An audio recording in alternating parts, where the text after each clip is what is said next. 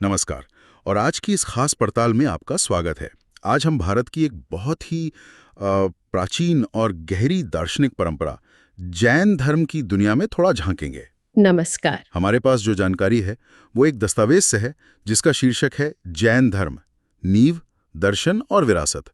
तो आज कोशिश रहेगी कि जैन धर्म के जो मूल विचार हैं, इसकी खास हस्तियां जैसे वो 24 तीर्थंकर हैं और महावीर स्वामी, और इसकी जो सांस्कृतिक छाप रही है उसे समझें। बिल्कुल। और ये बात सोचने वाली है ना कि जैन धर्म में आध्यात्मिक गुरुओं की पूरी एक लाइन है, तीर्थंकर जिन्हें कहते हैं, और पहले वाले का जिक्र तो ऋग्वेद में भी है। हाँ, ये वाकई बहुत पुरानी बात लगती है फिर तो। या फिर वो अहिंसा वाला सिद्धांत जो यहाँ इतना जरूरी है कि छोटे से छोटे जीव तक की बात करता है। तो चलिए इसमें थोड़ा और अंदर चलते हैं। हाँ हाँ, जरूर। देखिए, भारतीय आध्यात्मिकता में जैन धर्म की अपनी एक बिल्कुल अलग जगह है। इसकी एक खास बात यह है कि ये मुक्ति के लिए किसी मतलब बाहरी शक्ति या भगवान पर निर्भर नहीं रहता। जोर है खुद की कोशिश पर, कड़े अनुशासन पर। अच्छा, यही चीज इसे दूसरी कई परंपराओं से थोड़ा अलग करती है। तो फिर शुरू कहाँ से करें? उत्पत्ति और तीर्थंकरों से? जैसा आपने कहा, स्रोत बताते हैं कि पहले तीर्थंकर ऋषभ देव थे और उनका जिक्र ऋग्वेद में है। ये तो सच में कमाल की बात है। हाँ, ये परंपरा की प्राचीनता दिखाता है। और ये 24 तीर्थंकरों वाला आइडिया भी बड़ा अनोखा है। मतलब ये वो लोग हैं जिन्होंने पहले खुद को मुक्त किया और फिर दूसरों को रास्ता दिखाया। एक तरह के स्पिरिचुअल गाइड। बिल्कुल। श्रोत में कल्पसूत्र नाम के ग्रंथ का जिक्र है जिसमें इन तीर्थंकरों के जीवन की खास घटनाएं जैसे जन्म, घर छोड़ना, ज्ञान मिलना, ये सब दर्ज हैं। हाँ, पर एक बात समझना जरूरी है। तीर्थंकरों की पूजा होती है, लोग उन्हें मानते हैं, लेकिन उन्हें ईश्वर नहीं मानते। उन्होंने 4 मुख्य सिद्धांत दिए थे। अहिंसा, मतलब किसी को चोट न पहुंचाना। सत्य, झूठ नहीं बोलना। अस्तेय, अस्तेय का मतलब अस्तेय, चोरी ना करना। हाँ, अस्तेय यानी चोरी न करना। और चौथा, अपरिग्रह, यानी जरूरत से ज्यादा चीजें न रखना, मोह न करना। ये 4 व्रत पार्श्वनाथ के थे। ठीक है। और कुछ तीर्थंकरों के अपने प्रतीक चिन्ह भी हैं, वो भी याद रखने जैसे हैं। जैसे ऋषभ देव का बैल है, पार्श्वनाथ का सांप है, और जो आखिरी थे महावीर, उनका शेर है। अच्छा। और जैसा आपने शुरू में कहा था, ये बात फिर से दोहराने लायक है कि ऋषभ देव और 22वें तीर्थंकर अरिष्टनेमी, जिन्हें कुछ लोग कृष्ण का रिश्तेदार भी मानते हैं, इनका जिक्र ऋग्वेद में है। ये दिखाता है कि जड़ें कितनी गहरी हैं। चलिए अब आते हैं 24वें और अंतिम तीर्थंकर महावीर स्वामी पर। इनको ही जैन धर्म का एक तरह से मुख्य प्रचारक माना जाता है, जिन्होंने पहले से चली आ रही बातों को फिर से जमाया। हाँ, बिल्कुल। स्रोत बताते हैं उनका जन्म करीब 540 ईसा पूर्व वैशाली के पास कुंडग्राम में हुआ, राज परिवार में। पिता सिद्धार्थ थे, ज्ञात्रिक कुल के सरदार, और मां त्रिशला लिच्छवी राजकुमारी थी। बचपन का नाम वर्धमान था। उनके जन्म से जुड़ा एक किस्सा भी है। कहते हैं उनकी मां त्रिशला ने गर्भ के समय 14 बड़े शुभ सपने देखे थे। हाथी, बैल, शेर, देवी लक्ष्मी, ऐसे। अच्छा। तो ज्योतिषों ने कहा कि ये बालक या तो बहुत बड़ा राजा बनेगा या फिर महान आध्यात्मिक संत। और हुआ भी वही। हाँ, बाद में उनकी शादी यशोदा से हुई, एक बेटी भी हुई, अनुजा प्रियदर्शिनी। लेकिन फिर उन्होंने घर छोड़ दिया। हाँ, 30 साल की उन्होंने भी माता पिता के देहांत के बाद अपने बड़े भाई नंदीवर्धन से इजाजत ली और सत्य की खोज में निकल पड़े। और ये रास्ता आसान नहीं था बिल्कुल। स्रोत बताते हैं कि पूरे 12 साल लगे, कठोर तपस्या की उन्होंने। हाँ, और ये तपस्या कोई मामूली नहीं थी। इसमें उन्होंने सब कुछ सहा, मौन रखा, उपवास किए, ध्यान लगाया, हर तरह का मौसम, हर तरह की मुश्किल झेली। सोचकर ही मुश्किल लगता है। बिल्कुल। आखिरकार झिम्बिक गांव के पास ऋजुपालिका नदी के किनारे एक साल के पेड़ के नीचे उन्हें कैवल्य मिला, मतलब परम ज्ञान। कैवल्य, इसका ठीक ठीक मतलब क्या हुआ? क्या ये सिर्फ नॉलेज है? नहीं, कैवल्य सिर्फ किताबी ज्ञान नहीं है। ये आत्मा की वो सबसे शुद्ध अवस्था है जहां इंसान राग, द्वेष, मोह, कर्म, इन सब बंधनों से पूरी तरह आजाद हो जाता है। अच्छा, पूरी तरह मुक्ति। हाँ, सर्वज्ञता, सब कुछ जान लेना और पूरी तरह अपने आप में स्थित हो जाना। ज्ञान मिलने के बाद ही वर्धमान महावीर कहलाए, यानी महान वीर, और जिन भी कहलाए, जिन योग्य है, और निर्ग्रंथ, यानी जो सब बंधनों से मुक्त है। और आखिर में 72 साल की उम्र में लगभग 468 ईसा पूर्व में पावापुरी में उनका निर्वाण हुआ, मतलब शरीर छोड़ दिया। हाँ, बिहार में है वो जगह। तो महावीर की पूरी जिंदगी, उनका राजपाट छोड़ना, वो कठोर तपस्या और फिर कैवल्य पाना, ये जैन धर्म के मूल सिद्धांतों का जीता जागता उदाहरण है। कि मुक्ति अपने ही दम पर मिलती है। बिल्कुल, खुद की कोशिश, आत्मसंयम और कर्मों के बंधन को काटने से, किसी बाहरी मदद से नहीं। अब जरा उनकी शिक्षाओं और जैन दर्शन पर आते हैं। ये बात भी खास है कि महावीर ने अपने उपदेश संस्कृत में नहीं दिए, जो उस वक्त विद्वानों की भाषा थी, हाँ, उन्होंने प्राकृत में दिए, अर्धमागधी प्राकृत। ताकि आम लोग समझ सकें। बिल्कुल, और उनकी शिक्षाएं उत्तरायण सूत्र जैसे ग्रंथों में मिलती हैं। इसमें भिक्षुओं के लिए नियम वगैरह भी हैं। उन्होंने 5 महाव्रतों पर जोर दिया। 4 तो वही थे जो पार्श्वनाथ ने दिए थे: अहिंसा, सत्य, अस्तेय यानी चोरी न करना, अपरिग्रह यानी जरूरत से ज्यादा जमा न करना। 5वां कौन सा जोड़ा उन्होंने? 5वां जोड़ा ब्रह्मचर्य यानी संयम, खासकर यौन संयम।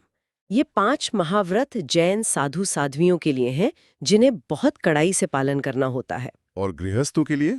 गृहस्थों के लिए इन्हीं व्रतों के थोड़े सरल रूप हैं, जिन्हें अणुव्रत कहते हैं। अच्छा, और त्रिरत्न का भी जिक्र आता है: सम्यक दर्शन, सम्यक ज्ञान और सम्यक आचरण।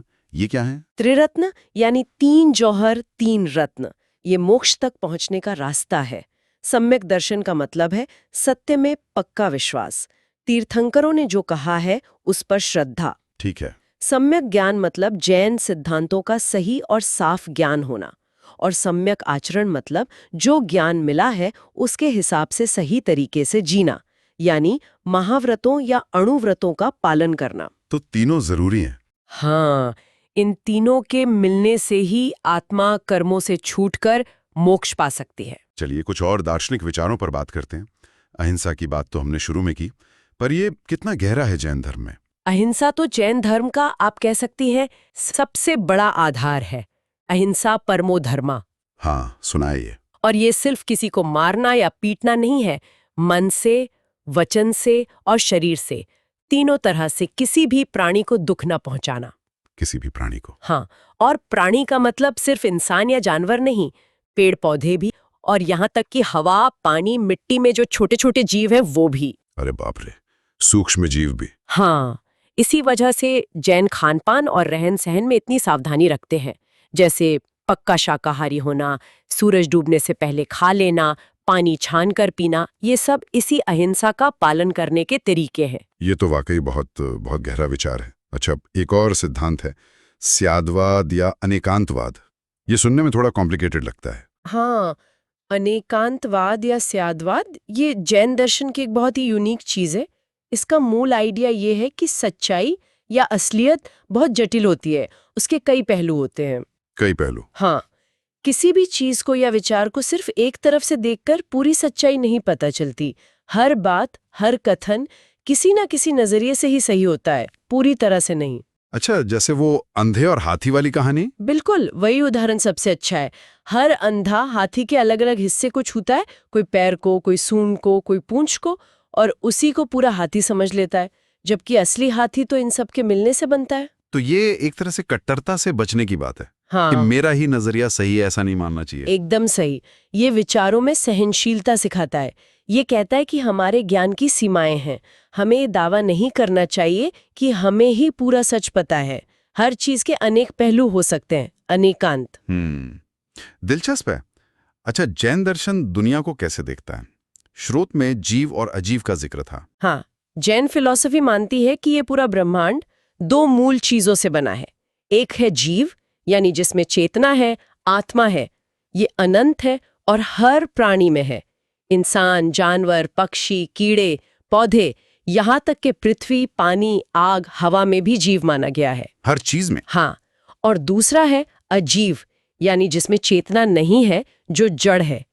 इसमें मुख्य रूप से आता है पुद्गल यानी पदार्थ या मैटर, काल यानी समय, आकाश यानी स्पेस, और 2 और सूक्ष्म तत्व हैं, धर्म जो चलने में मदद करता है और अधर्म जो रुकने में मदद करता है। ये थोड़ा सांख्य दर्शन जैसा लगता है, पुरुष प्रकृति वाला। हाँ, कुछ समानताएं हैं, खासकर वो द्वैतवाद वाली बात। और कर्म का सिद्धांत क्या है?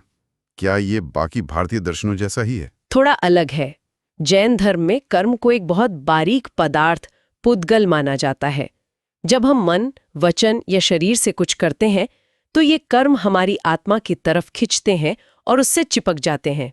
चिपक जाते हैं। हाँ, और यही कर्म आत्मा के जो असली गुण हैं, जैसे अनंत ज्ञान, अनंत दर्शन, अनंत सुख, अनंत शक्ति, उन्हें ढक देते हैं। इसी वजह से आत्मा जन्म मरण के चक्कर में फंसी रहती है। तो फिर इनसे छुटकारा कैसे मिलेगा? वही त्रिरत्न और महाव्रतों का पालन करके। इससे नए कर्मों का आना, जिसे आश्रव कहते हैं, रुकता है, और जो पहले से चिपके हुए कर्म हैं, बंद, वो धीरे धीरे खत्म होते हैं, निर्झरा। जब सारे कर्म खत्म हो जाते हैं तब आत्मा मुक्त हो जाती है, यानी मोक्ष मिल जाता है। और इसमें ईश्वर का कोई रोल नहीं है? नहीं, जैन दर्शन में कोई बनाने वाला या सृष्टि चलाने वाला ईश्वर नहीं माना जाता। सब कुछ व्यक्ति के अपने कर्म और अपनी कोशिश पर है। आत्मनिर्भरता पर बहुत जोर है। ये तो हुई दर्शन की गहरी बातें। अब जरा ये देखें कि महावीर के समय में ये समुदाय कैसे फैला। उनके पहले शिष्य कौन थे? हाँ, स्रोत बताते हैं कि महावीर के सबसे पहले अनुयायी उनके अपने दामाद जामिल बने थे। हालांकि बाद में कुछ बातों पर मतभेद भी हो गया था उनके साथ। अच्छा। और पहली जैन भिक्षुणी यानी साध्वी, वो चंपा के राजा दधिवाहन की बेटी चंदना थी। और महावीर ने अपने शिष्यों को संगठित भी किया था, वो गणधर वाली बात। हाँ, उन्होंने अपने मुख्य शिष्यों को 11 समूहों में बांटा था, जिन्हें गण कहते थे, और उनके मुखिया गणधर कहलाते थे। कहते हैं कि महावीर के जीते जी ही 10 गणधरों की मृत्यु हो गई थी। सिर्फ एक बचे थे? हाँ, सिर्फ आर्य सुधर्मा। वही महावीर के बाद संघ के पहले प्रमुख बने, और भिक्षुणियों के संघ की प्रधान चंदना को माना जाता है। स्रोत में 4 तरह के दान का भी जिक्र है, जिनसे धर्म को फैलने में मदद मिली। ये क्या थे? हाँ, ये 4 दान थे। आहार दान मतलब भोजन देना, खासकर साधुओं को। औषधि दान, बीमारों को दवा देना। ज्ञान दान, शास्त्र पढ़ाना या शिक्षा देना। और अभय दान मतलब सुरक्षा देना, आश्रय देना। तो ये सिर्फ पुण्य कमाने के लिए नहीं था? नहीं, इसका सामाजिक असर बहुत बड़ा था। इन दानों ने जैन समुदाय को समाज सेवा से जोड़ा।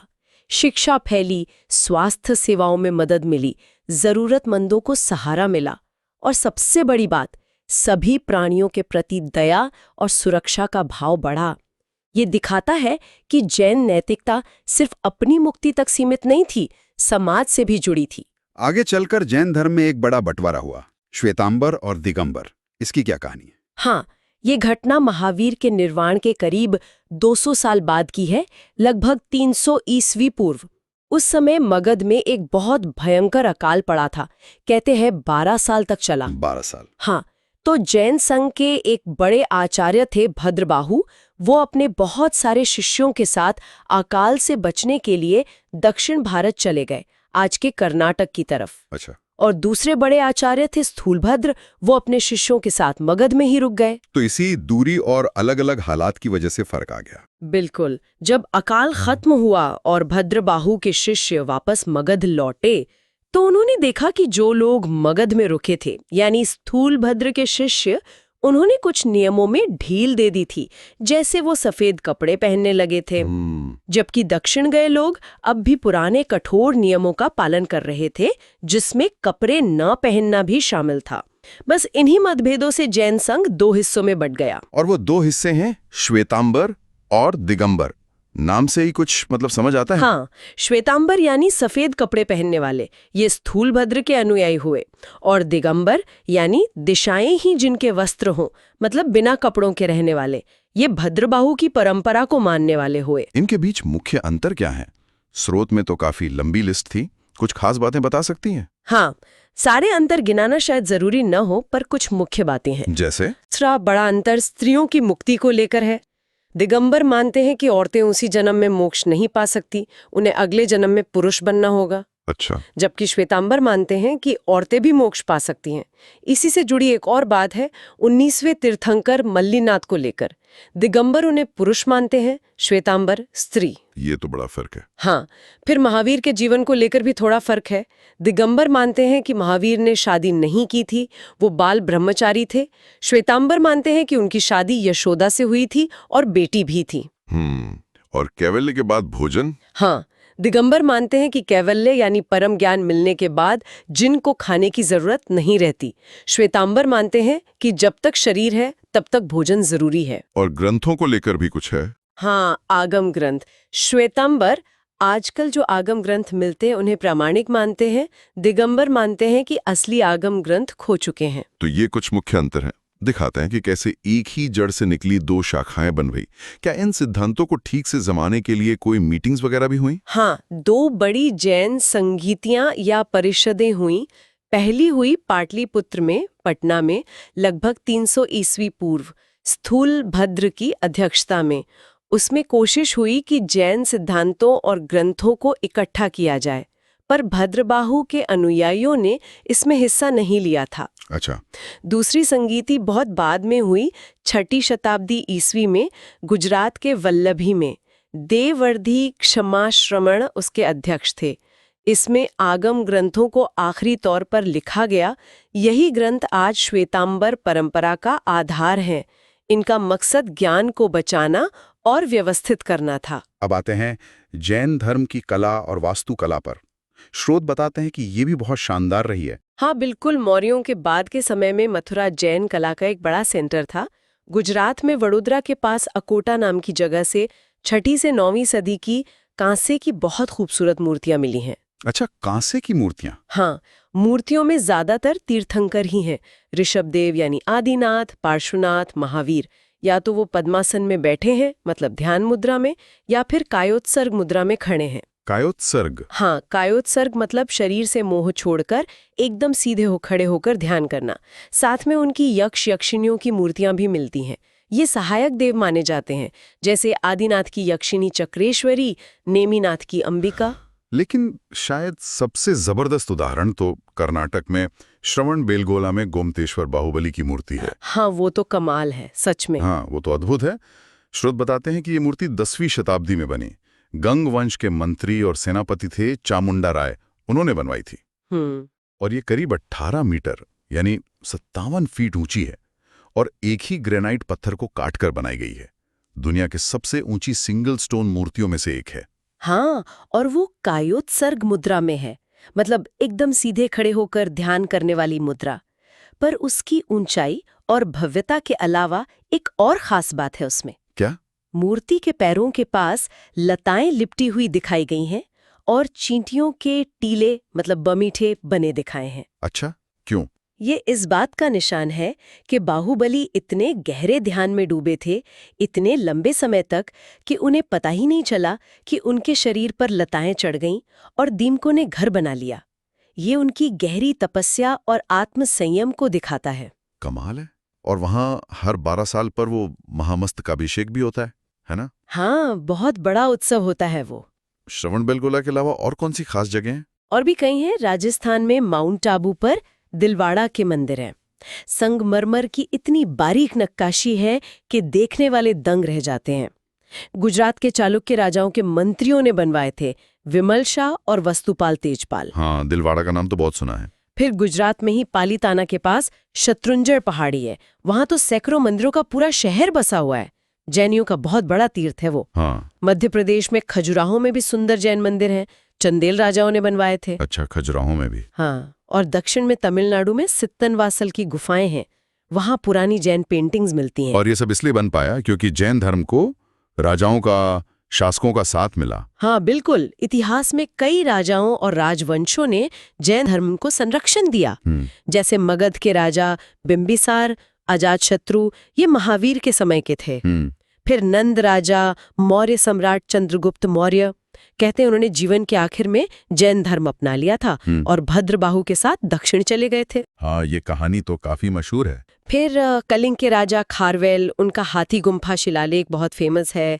पश्चिम भारत के शक राजा, दक्षिण में गंग और राष्ट्रकूट वंश जैसे राजा अमोघ वर्ष, वो खुद जैन थे।